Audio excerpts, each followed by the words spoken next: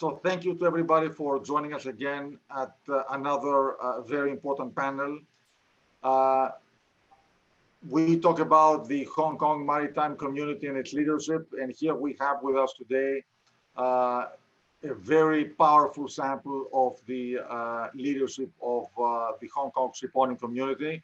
So we're delighted to have you with us. Nicolas Brown from Bureau Veritas is going to moderate this panel.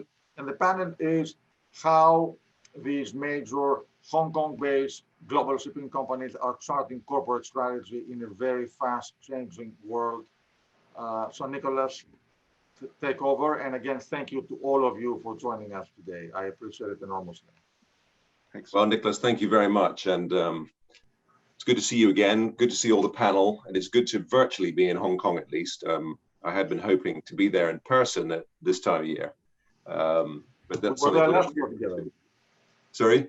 We were there last year together. Well, exactly. It's a nice time of year to be in Hong Kong. So I'm missing that. Well, good morning, good afternoon, and especially good evening to everybody in Hong Kong, to all watching, and to our panel. Charting a corporate strategy is our subject for this, the penultimate session today. So to talk about how the companies are looking at the world and at their futures, we're going to reflect on the operations of bulkers, tankers, container ships. And we did have Mr. Young. He doesn't seem to have been able to join us yet, but his company is involved in door-to-door logistics and warehousing, particularly in the Asian region. So we'll see if he's able to come in as well. But otherwise, we'll be sticking to perhaps more conventional bulker and tanker operations in global markets. We've got a historically low order book, uncertainty over regulation and technology as the industry comes to terms with the energy transition, and the need, I think, for a regulatory framework. I think we all think that, and some direction on and understanding of the timing of new zero carbon fuels and propulsion systems to meet the ambitions that have been set out. Plus, we've had a pandemic to contend with. So to talk about these issues and their perspectives on corporate strategy, we've got Mr. Mark Young, CEO of Asia Maritime Pacific in Shanghai at the moment. Mr. Ding Li, James Ding, Deputy General Manager of China Merchants Energy Shipping, based in Hong Kong. And currently, a lot of his responsibility is for Hong Kong Minghua, but he has management responsibilities in the China Merchants Group as a whole. Mr. Yang Xingqiang, who may be able to join us, Vice Chairman, Executive Director, and CEO of SITC International Holdings. He's in Shanghai. And I see him joining now. I think, hello, Mr. Yang. I've just introduced you and said you're on the panel. And we've got Mr. Edward Buttery, the Chief Executive Officer of Taylor Maritime. And in Hong Kong, Mr. Wellington Koo, Executive Director of Vallis Steamship. So hello, everybody. And if we can start with you in Shanghai, Mr. Yang, Mark Young, market perspectives. How are you looking at supply, demand, asset prices, the markets in general, and the global trading environment? What are you thinking as you look at the opportunities in the sectors and the development of trade in the markets in which you're operating, as you try and chart a corporate strategy to the future? Actually, I am, we are approaching to the holiday season as usual. It's already today, actually, the December 1st. Historically, if you look at the past 10 years, or even a bit longer, the Christmas season is approaching, and it's going to be followed by the Chinese New Year, which this year is almost like a mid-February. So historically, we see the coming 2 months is going to be the most challenging period for the coming this year. Unfortunately, the epidemic situation in many Europe countries and also in the US, it seems bouncing back. I read the New York Times today, when people are cautiously optimistic about the new mezzanines is actually start to get into the system. However, people are warning that the coming months, it can be the dark moment before the down is really hitting us. So, I'm not particularly optimistic for the coming 2 months. However, I am a bit cautiously optimistic for the whole year 2021. And I think people, both for the re-inventory and both for the reason of the consumers who are back to the market, if the epidemic can be controlled in the second half 2021, I think the freight market, at least in my sector, I think we should be doing okay. Not fantastically well. Is not going to happen in the near future.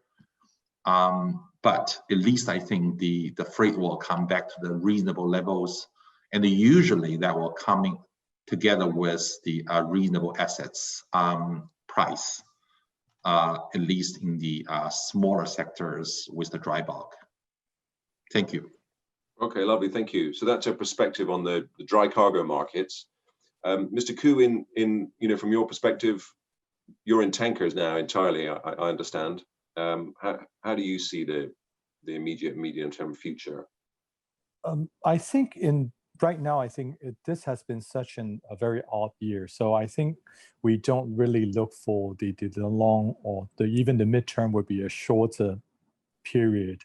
So I think if right now, if I were to look for like next year, I think I would be optimistically pessimistic about the market.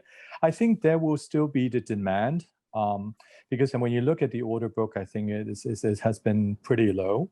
So I think if you look at the demand versus supply issue, then you don't have the market is less oversupply comparatively. But obviously, I mean, we still have the pandemic, which we don't know when it's ever going to end. So, I mean, a lot of these factors are uncontrollable. So, but I think the demand is still there. So there's, I mean, that's the upside, but I think there will be a lot of other issues that we might be out of our control. And then also one thing is probably the sentiment, because the sentiment can switch back and forth like really in a short period of time.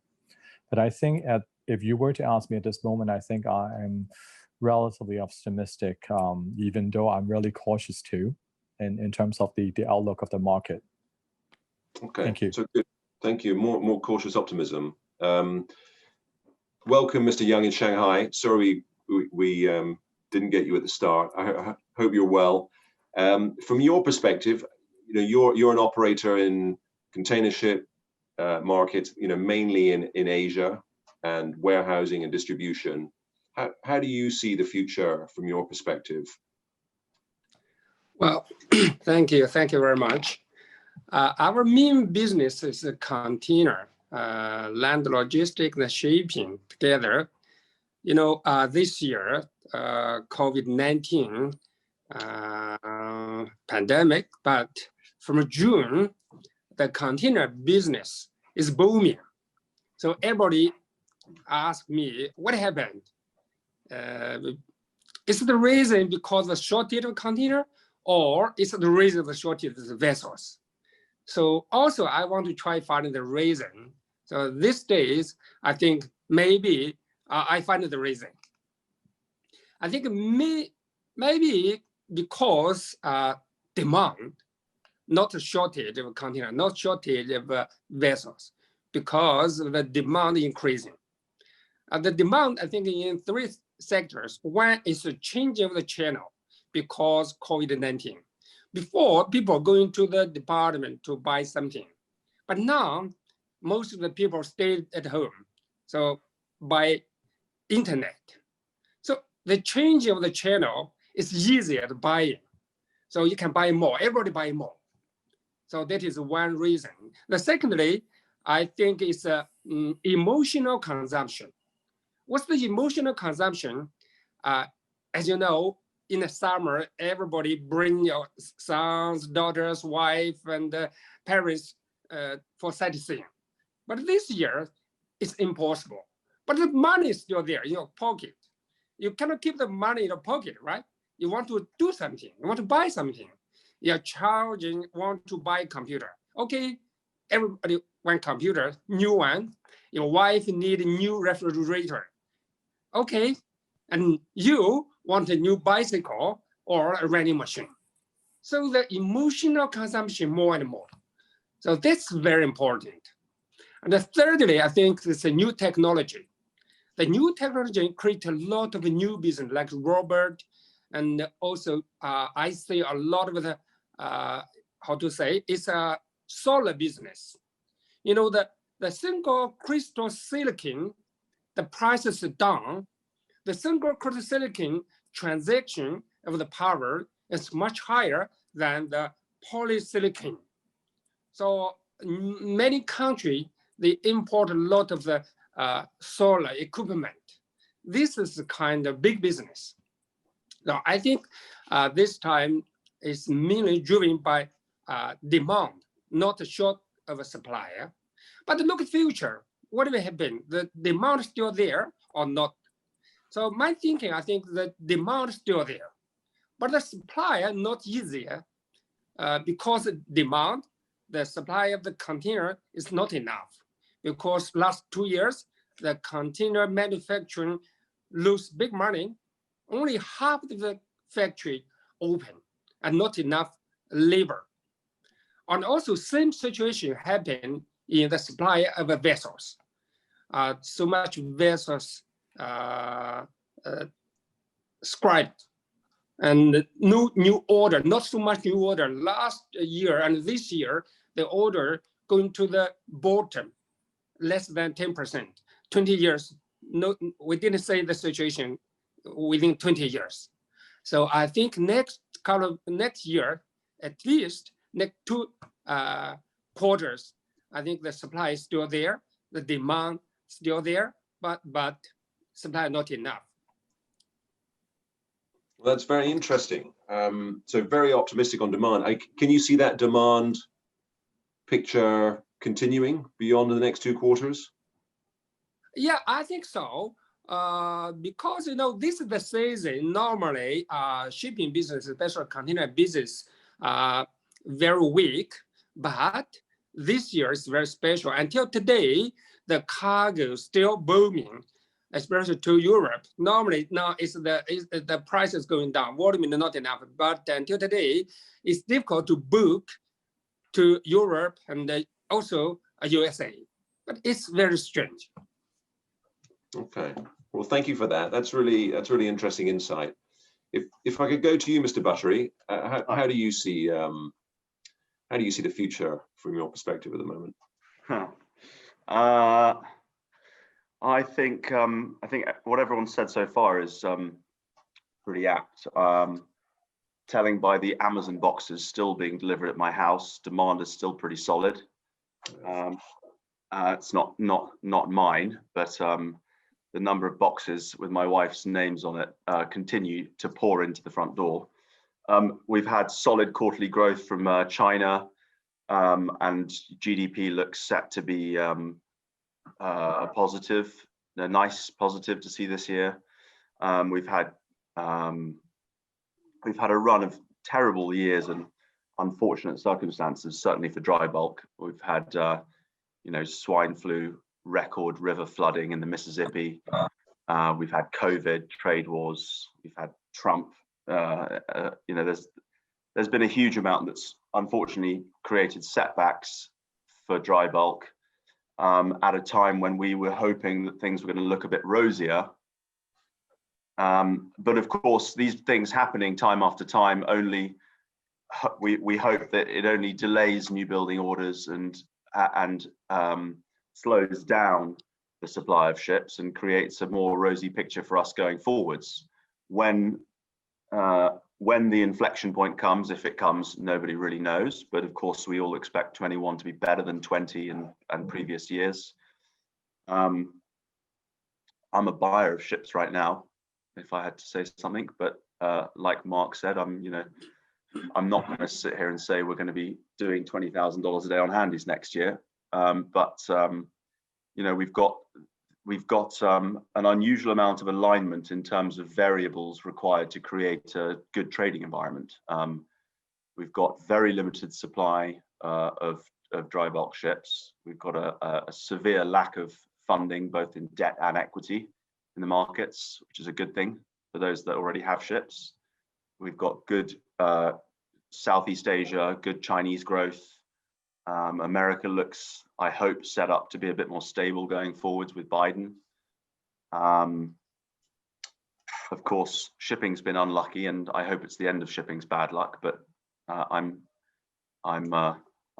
quietly hopeful that 21 will be okay. But demand certainly for minor bulks and grains looks set to continue. The world continues to grow, the world continues to eat, and basic infrastructure projects are still very much a big part of global trade, and that's what we carry on our smaller ships. So, no, I'm positive about next year. And Mark Williams, who's an analyst I follow and like very much, is also predicting at some point in the future, in the coming years, some good trading environments. And he's also, smartly pointed out the issue or the positive side of inflation on asset prices. I do think that asset prices might take some time to come back. We're coming out of a decade of poor shipping rates and a poor shipping environment. There's a lot of negative sentiment out there. There's a lot of people that have had their hands burnt. They're reluctant to pile back in, and that's going to slow down the recovery of values potentially. But that won't stop rates potentially recovering a bit from where they are now. I think Mark's absolutely right about the short-term demand. We're seeing an unusually high market right now for dry bulk, especially compared to the previous years. We're seeing handies fixing the $9,000 and $10,000 a day. And this time last year, I think we were fixing it less than half that. Cargo flows for Q1, certainly on the minor bulks, look set to slow down. And that's having its effect on the period market right now. But all that aside, cautiously optimistic also, I'm afraid. Okay, that's a fantastic review. Thank you very much. So Mr. Ding in Hong Kong, can you share some of your perspectives? Obviously, you're mainly focused on dry cargo, but also have a broader view in China merchants of shipping activities. How do you see the next few quarters and maybe beyond that? Thank you, Nick. I'm very glad to hear about the good point of view from Mr. Edward about the next year's dry bulk market.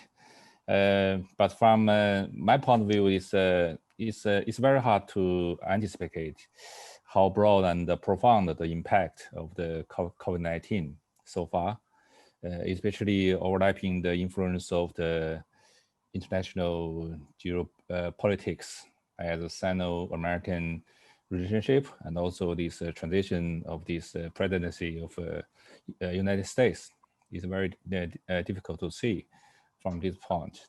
But I'm thinking that the demand of the global dry bulk market will pick up next year. At least I think from this year's low level, and we also seeing that the turnover of the second-hand market and the turnover of the tonnage, the trading is picking up already.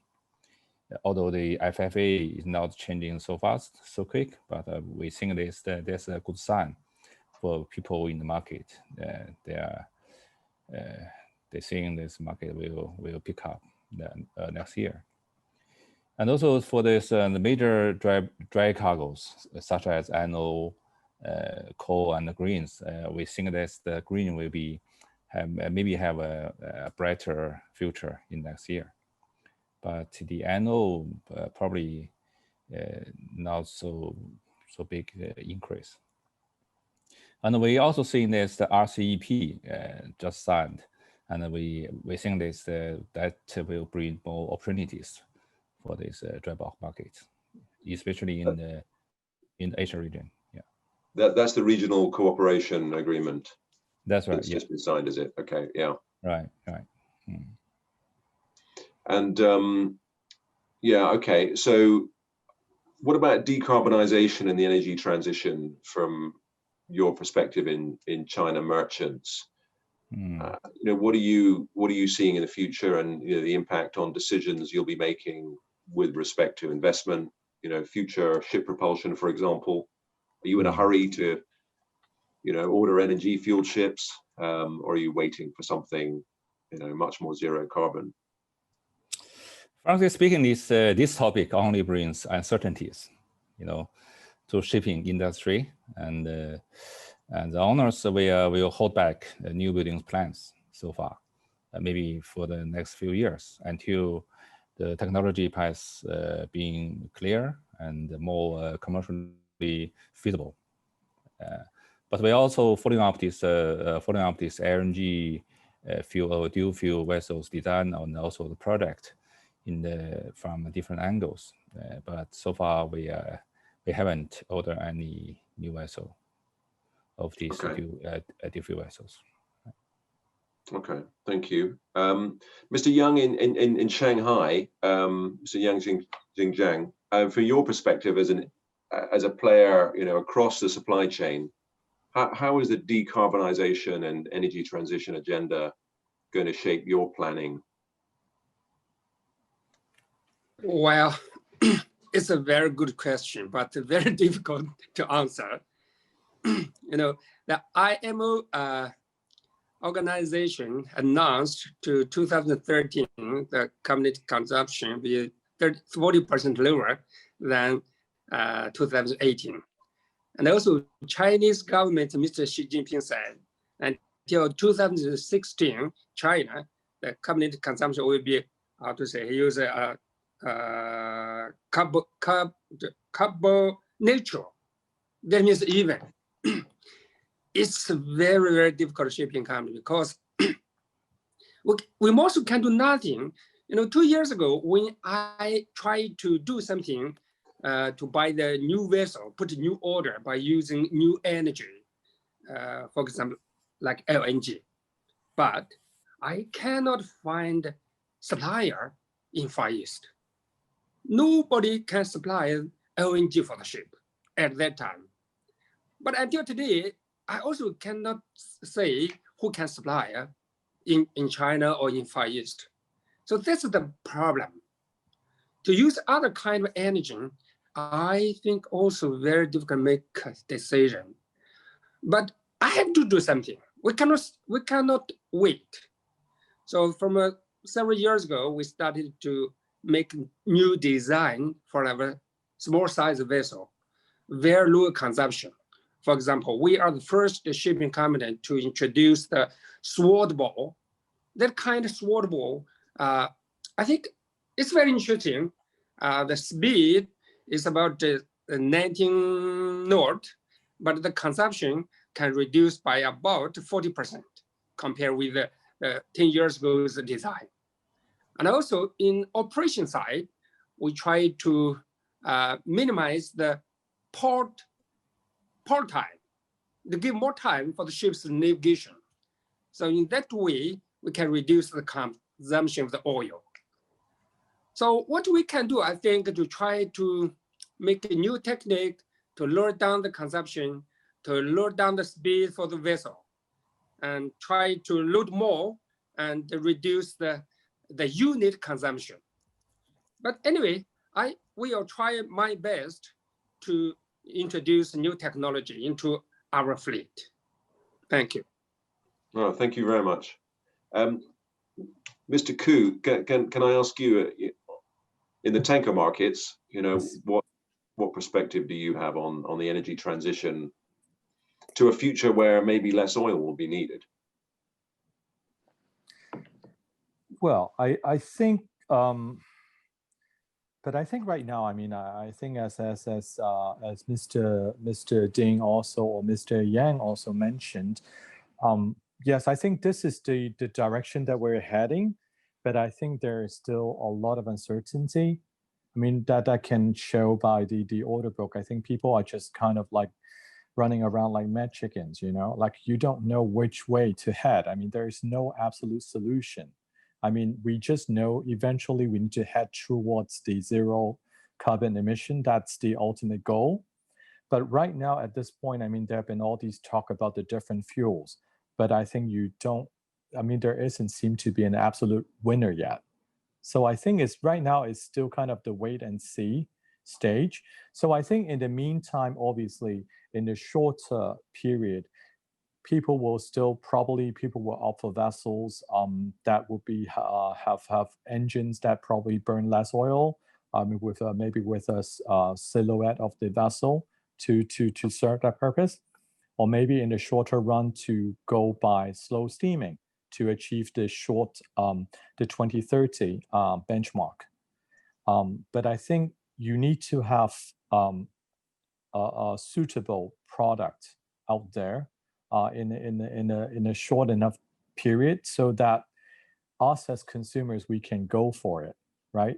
And then then the transition will happen, and then we can have this talk again on the moving of the oil, whether then maybe we'll need to move other type of products. Thank you. Yeah, I mean, well, you're edging into diversification there. I mean, can any of you on the panel talk about diversification opportunities? You know, is that something you're thinking about now or soon potentially, or you'd rather stick to your current sectors?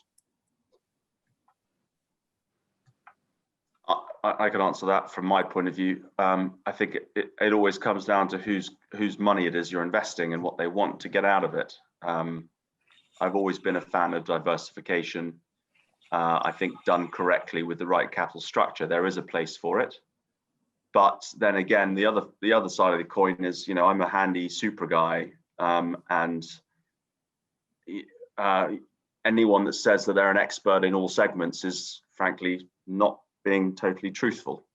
There are plenty of examples, however, of well-known ship owners who have done very well in multiple segments. It is possible. You have to have a strict approach and discipline towards how you invest and at what level you invest. You have to have the capacity to bail yourself out of difficult situations, which even when you buy cheap ships inevitably arise. But we spoke about this a little bit before in our practice session. I think shipping for a long time has attracted capital that has very high hurdles in terms of income. And if you diversify in shipping, you're spreading the risk and by definition, I suppose, reducing your potential to create a portfolio that hits those hurdles. If you match your assets or your investors' cash with your assets, and those investors want lower hurdles because they're a different type of investor, let's say a family office, a pension fund, or an insurance company, I think diversification is an attractive way of reducing risk and improving your chances of creating a solid long-term dividend. So my answer is yes, diversification is a good thing, but it needs real discipline and it needs to be matched to the right capital. Okay, I'm a fan. That's great. Yeah, go ahead. All I was going to say was this is going to be controversial, especially given. Oh, let's have it. But I'm going to say it anyway. I think for too long, there's been too much pressure on guys running shipping companies to focus on a singular asset class, and I think that pressure has come from the people who shouldn't be making those decisions. It leads to increased risk, and you know the guys running the show and are risking their management reputation and their personal equity, and given the pressure on certain investors and or let's say advisors to focus on specific segments, this has created additional volatility in our market and has affected the long-term reputation of us as ship managers. And I think the biggest job for the people on the panel here today and people at this conference for the next 10 years is going to be reshaping the reputation of ship managers as as an industry and a job where you can have stability, you can have long-term stable income, and it doesn't have to be quite so cyclical. I mean, it's always going to be cyclical to some extent, but it doesn't have to have the boom and bust reputation that it currently has.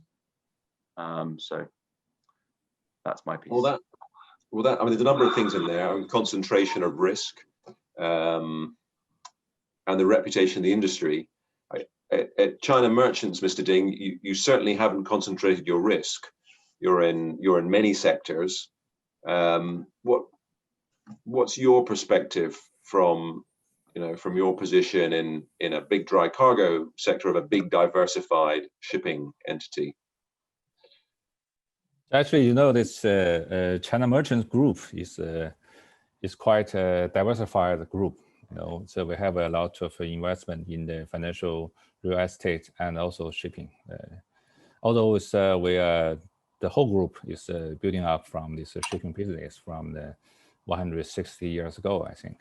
So basically, from our shipping sector, as the China Merchant Energy Shipping, we think this diversification is a very important thing, because we start from a dry bulk and we built up a tanker fleet, and also have investment in the LNG fleet, and we think that's three key pillars that can guarantee a little bit more stable performance in the capital market. Especially we can see there's a good time in this year for the VLCC, but bad time for the dry bulk. Maybe next year is a good time for the dry bulk and bad time for the VLCC. We need to balance the risk. Okay. Right. Okay. Super. And Mark Young in Shanghai. Yeah. Diversification not on the cards. Actually, at least I think at the moment, I don't have any diversification plan sit on my desk. I actually, for quite a long time, we try to build up our international cargo network, build up a satellite office, and try to do well in our sector. We think there's still rooms for us to do on that front. So at the moment, I don't think that is the right time, at least for AMP, or the right time for the asset side, or for the shipping cycle. That is the right time to get into some sectors which I don't think we have enough knowledge or have enough advantage. So this is my situation at the moment. Yeah. Thank you. And for you, in terms of access to capital, how do you see the landscape at the moment? Mr. Buttery raised, the issue of the perception of the shipping industry and, the dangers of concentrating risk. I think, on the capital side, if you look at the equity side, right, I think there's still very limited appetite. I think everywhere in the world, the pretty clear picture is in past 10 years, the returning on the shipping investment is very minimal. If you get into the right time and get out very shortly, and you probably can see the spotty opportunities, but with the cycles we had in the past 10 years, a lot of times you may not get into the right market. You may not enter the market at the right time. So I think after 10 years of the difficult moment, the so-called market equities are slowed down. This is how I see. But on the shipping finance side, my feeling is we all talk about the Chinese capital, leasing companies, almost in every conference in the past at least 5-6 years. My interpretation is they still have that appetite. They still need to find a good project, although at least in this spot market, at this moment, there are probably very little a good project for the so-called traditional shipping finance or shipping leasing project. That's how I see it. Okay, thank you. And Mr. Yang, would you consider diversification out of your current focus on container shipping and logistics? Well, doing container shipping business skill is very important. Every shipping company, they think bigger, bigger, and bigger. Bigger is better. It's easier to get support from clients. So that is why during last 10 years, almost half of the container players disappeared. But for SRTC, well, it's very difficult because our product is different. We are not a pure shipping company. I think we are a logistics supplier. So we are focusing on Asia, and our clients mainly supply chain clients. So to meet our clients' requirement, I think we have to focus on shipping and logistics, both container shipping and also warehousing and customer clearance. So to meet our clients' requirement. So in future, I don't think SRTC will change our strategies. We'll keep it as before. Do you anticipate acquiring larger ships as part of that strategy? No. Ship is important, but I think our clients don't need a big ship. They need services. Well, if they need big ship, I buy big ship. But no client said, if you have big ship, I give you more clients. If you have a big ship, I give you high price. No, nobody say that. Yes, okay. And Wellington, from your perspective, how do you how do you see the future for tankers, into the 2030s maybe? Looking further ahead, is that an unfair question? Just going back to the energy transition point. I think, it's a very difficult question. I think basically anyone can have a 50% chance to get it right. But I think right now it's just, as I mentioned earlier, you just need to have a short time span when at the outlook, you need to have a shorter forecast rather than let's say 10 years from now. So I think you probably adjust, especially with this market situation. With the pandemic, with the regulations, probably you need to evaluate maybe year by year to have a closer gauge on the situation. So I think in general, I remain positive on the tanker sector. And as I mentioned earlier, in the short period of time, I do see there is still the demand for the tankers to move the cargoes around. And then I think even up to 2030, I think right now the carbon emission benchmark, I think you can just tackle it by, very basically, at least by slow steaming. So I think it's not like saying that it's not feasible, you cannot do it. But I think if you look ahead for 2050, the ultimate goal of zero carbon emission, then I think at this stage, there is hardly any solution for that. Yeah, no, it's not easy right now, is it? And I guess that's, no, I think we know that's why a lot of people aren't ordering ships right now, when otherwise they might have been piling in. I think, unfortunately, Sorry. I think basically, when you pass a regulation, then we just need to follow the regulation.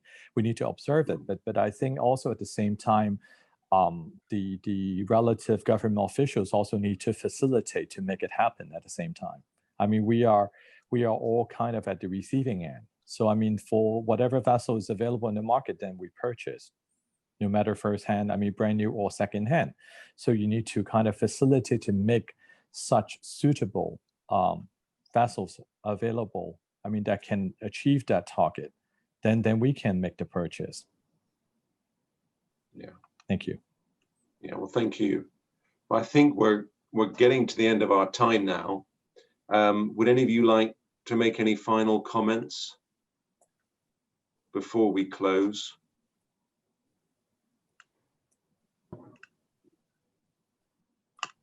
No, I mean, that's been very interesting. I mean, thank you very much for taking part, for giving the time. I'm sensing, you know, overall cautious optimism, to use your words, many of you.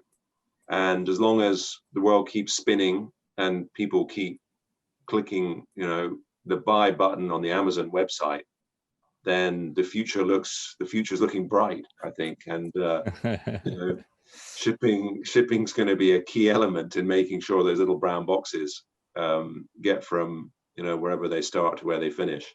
And of course, you know, dry cargo ships and oil tankers are vital for, you know, keeping us fed and warm and providing the energy and resources that we need to survive. But I was interested in, you know, what Edward was saying about sort of reputational issues of ship managers.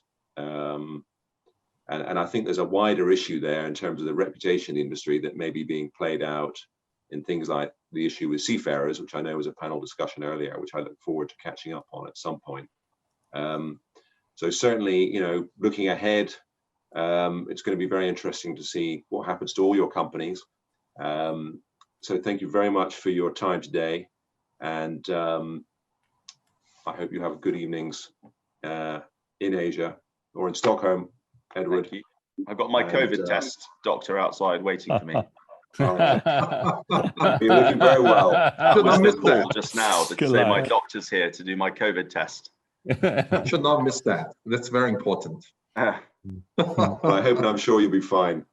Safe travels to all of you, and you know, all the very best. Take Thanks care, very everyone. much. Thank Yes, you. Nicolas. Thank you. Nicolas, Thank you. for having us. Like Thank to you, thank Nick. you. It's been very Thank you. interesting. Thank you so much. Okay. And Thanks. I hope next year we'll all be together in Hong Kong like we were last year. Yes. Let's As hope. long as Look we've forward got to that. universities like Oxford coming up with the, you know, vaccines. I'm very proud to say that Oxford came up with a better vaccine. We should You're an all be Oxford together. graduate. Yeah. Well, I was at Oxford University. The graduate part, not so much. Okay. That's for another day. Okay. Nicolas, thank you very Thanks very much. much. Thank you to Capital Link. Thank you to Thank all you, of you. Captain. Thank Well you. done. Thank Thank you. you. Thank you, Nicolas. Thank you. Nicolas, Thank you. All right. thank you. Bye bye. Thank you. All the best.